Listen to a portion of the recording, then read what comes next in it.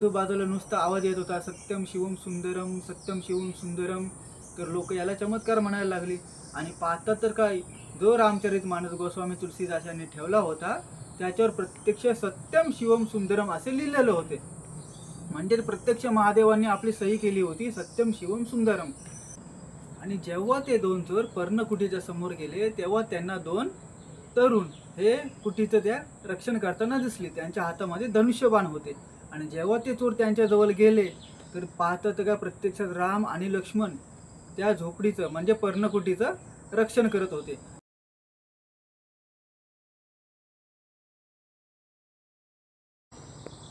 नमस्कार मंडळी, रामकृष्ण हरी. तर गोस्वामी तुलसीदास आणि शंकर आणि पार्वती यांची भेट कशा प्रकारे झाली तेच आपण या व्हिडिओद्वारे जाणून घेणार आहोत. तर एकदा गोस्वामी तुलसीदास हे काशीच्या प्रल्हाद घाटावर एका ब्राह्मणाच्या घरी राहत होते. तिथे राहत असताना ते काव्यरचना करत होते. तेव्हा काव्यरचना करत असताना त्यांना कवित्व शक्तीचं स्फुरण झालं. म्हणजे एक प्रकारे एक शक्ती येते ना आपल्याला, काहीतरी जादू म्हणजे शक्ती देऊन जाते, अशा प्रकारे त्यांना कवित्व शक्तीचं स्फुरण झालं. म्हणजे त्यांना कविता करण्याची शक्ती प्राप्त झाली. तेव्हा ते कविता करत असताना ते दिवसा कविता म्हणजे आपले काव्य लिहून एका पानावर असं ठेवत असत. तर दिवसा ते कविता लिहिल्यानंतर रात्री ते लिहिलेलं पूर्ण गायब होत असते, कारण ते सर्व संस्कृतमध्ये लिहत होते. तर असे करता करता 7 दिवस झाले. 8वा दिवस उजाडला. 8व्या दिवशी पण तसंच केलं त्यांनी. सकाळी सर्व पानावर काव्य रचना केली तर रात्रीचं ते गायब झालं.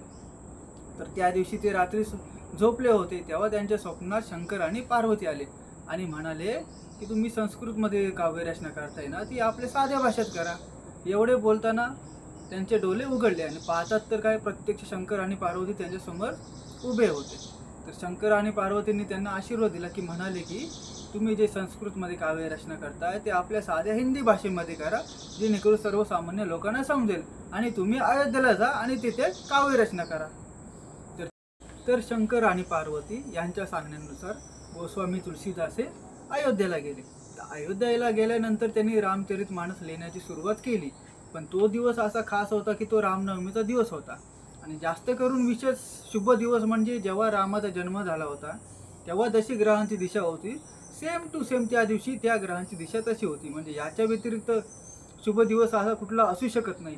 त्याच दिवशी रामचरितमानस लिहिण्याची ही सुरुवात गोस्वामी तुलसीदास यांनी केली होती. तर रामचरितमानस हा ग्रंथ पूर्ण करायला 2 वर्ष 7 महिने आणि 27 दिवस लागले. तर ज्या दिवशी हा ग्रंथ लिहून पूर्ण झाला होता तो दिवस म्हणजे रामाच्या लग्नाचा दिवस होता. म्हणजेच मार्गशीर्ष महिन्यातील शुक्ल पंचमीचा हा दिवस होता. हा शुभ दिवस होता. म्हणजे त्या दिवशी राम आणि सीता यांचा विवाह झाला होता. त्याच्यानंतर ग्रंथ लिहून झाल्यानंतर गोस्वामी तुलसीदास हे अयोध्यावरून परत काशीला आले. तर काशीला आल्यानंतर त्यांनी काशी विश्वनाथ आणि माता अन्नपूर्णा यांना तो रामचरितमानस ऐकवून दाखवला. आणि त्याच्यानंतर हा काशी विश्वनाथच्या मंदिरामध्ये शंकरांच्या मूर्तीसमोर तो नेऊन ठेवला. आणि जेव्हा रात्री दरवाजे बंद झाल्यानंतर परत सकाळी मंदिराचा पट उघडला तेव्हा सर्व लोक दर्शनासाठी गेले. तिथले पंडित किंवा तिथले लोक काशी विश्वनाथ यांच्या दर्शनासाठी गेले होते. तर पाहतातच काय, तिथे चमत्कार झाला होता. आजूबाजूला नुसता आवाज येत होता, सत्यम शिवम सुंदरम, सत्यम शिवम सुंदरम. तर लोक याला चमत्कार म्हणायला लागली. आणि पाहतात तर काय, जो रामचरितमानस गोस्वामी तुलसीदास यांनी ठेवला होता त्याच्यावर प्रत्यक्ष सत्यम शिवम सुंदरम असे लिहिलेले होते. म्हणजे प्रत्यक्ष महादेवांनी आपली सही केली होती, सत्यम शिवम सुंदरम. त्यावेळी गोस्वामी तुलसीदास हे म्हणजे आपण म्हणतो ना एक प्रकारे फेमस झाले, तसे पूर्ण फेमस झाले. तर तेथील काही मंदिरातील पंडित वर्ग यांना गोस्वामी तुलसीदास यांच्यावर चीड आली. म्हणजे त्यांना थोडीशी जलन व्हायला लागली. तर याचा बदला घेण्यासाठी त्यांनी गोस्वामी तुलसीदास यांची बदनामी करण्याची सुरुवात केली. कटकारस्थान रचू लागले त्यांच्या विरुद्ध की यांना आपण बर्बाद करायचा, जेणेकरून आपलं वर्चस्व टिकून राहील. त्याच्यानंतर त्यांनी 2 गुंड म्हणजे 1-2 चोर पाठवले जेथे गोस्वामी तुलसीदास राहत होते एका कुटीमध्ये. आणि जेव्हा ते 2 चोर पर्णकुटीच्या समोर गेले तेव्हा त्यांना 2 तरुण हे कुटीचं त्या रक्षण करताना दिसले. त्यांच्या हातामध्ये धनुष्यबाण होते. आणि जेव्हा ते चोर त्यांच्या जवळ गेले तर पाहतात का प्रत्यक्षात राम आणि लक्ष्मण त्या झोपडीचं म्हणजे पर्णकुटीचं रक्षण करत होते. आणि जेव्हा ते चोर त्यांच्या जवळ गेले तेव्हा त्यांची पूर्ण बुद्धी ही राम लक्ष्मण यांनी शुद्ध करून टाकली आणि तेव्हापासून ते चोर भजन वगैरे गावू लागले, म्हणजे भक्तीमध्ये न्हावून गेले. आता हा पुजाऱ्यांचा प्लॅन फेल गेला, म्हणजे वाया गेला.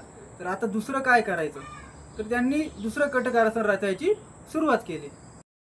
तर त्या पंडितांनी त्यावेळचे काशीचे महान विद्वान पंडित श्री मधुसूदन सरस्वती त्यांच्याकडे तो पुस्तक दिला, म्हणजे रामचरितमानस हा दिला. जेव्हा मधुसूदन सरस्वती त्यांनी तो पुस्तक वाचला तेव्हा त्यांना खूप आनंद झाला. त्या आनंदाच्या भरात त्यांनी गोस्वामी तुलसीदास यांच्यावर एक कविता लिहिली. त्या कवितेचा अर्थ अशा प्रकारे होता की या काशीरूपी आनंदवनात तुलसीदास हा एक चालता फिरता तुलसीचं झाड आहे. त्यांचं काव्यलेखन खूपच सुंदर आहे.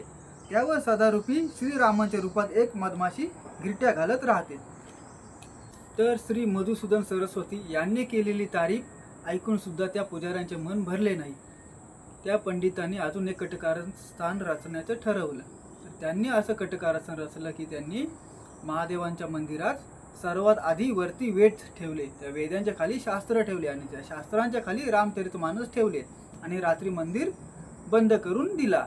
आणि सकाळी सर्व माणसांना आणि पंडितांना गोळा करून आणले आणि सांगितलं, बघा या तुलसीदासाचं जर रामचरितमानस जर खरा असेल तर तो वरती येईल, तर आपण आता मंदिर उघडून बघूया. जेव्हा मंदिराचा तट पुन्हा उघडला सकाळी, तेव्हा रामचरितमानस हे खरोखर वेदांच्या वरती आलेले होते. तेव्हा त्या सर्व पंडितांना त्यांची चूक समजली आणि त्यांना समजलं की गोस्वामी तुलसीदास हे खरोखरच कलियुगातले देव आहे. तर त्यांनी तुलसीदासांची माफी मागितली आणि त्यांच्या पाया पडलं की आमच्याकडून चूक झाली. आणि तेव्हापासून रामचरितमानस हा खूप जगामध्ये प्रसिद्ध झाला.